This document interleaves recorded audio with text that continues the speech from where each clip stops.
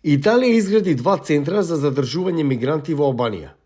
Планот на Рим беше да се забрзаат барањата за азил на мигрантите спасени во меѓународните води, а оние кои нема да успеат брзо да бидат вратени во земјите од каде потекнуваат. Италија се надеваше дека ќе обработува барање на 3000 мигранти месечно во центрите, што е главен фактор за одвраќање на нерегуларната миграција. Но до сега пристигнале само 24 мигранти од Египет и Бангладеш. Од тогаш сите се вратени назад на италијанско копно по наредба на судот во Рим.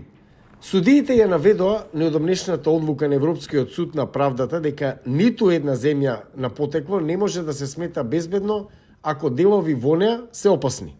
Италијанските судии сега бараат дополнително појаснување на таа дефиниција, објаснува експертката Андреина Делео.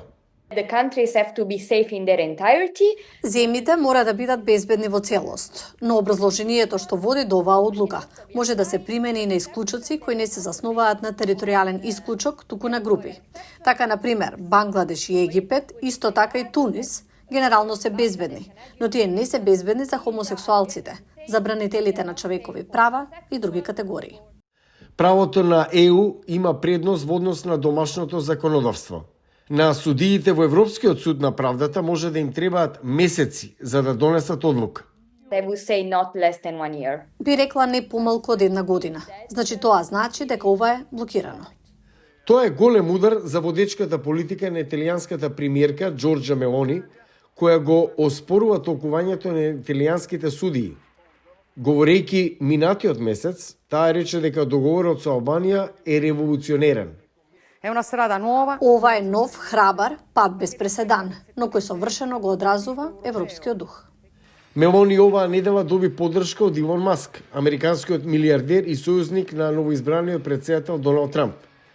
Одговарајќи на одлуката на италијанскиот суд, тој на X напиша: "Овие судии треба да си одат", опишувајќи ги како неизбрана автократија. Италијанскиот претседател Серджо Матарела ја критикуваше интервенцијата на Маск, велејќи дека тој мора да го почитува суверенитетот на Италија.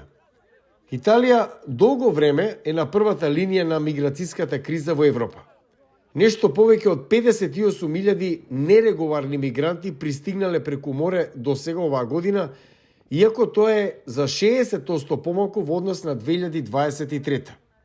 Низ Европската унија, владите се под притисок да ја намалат имиграцијата со неколку договори како оној меѓу Италија и Албанија за обработка на мигрантите во трети земји.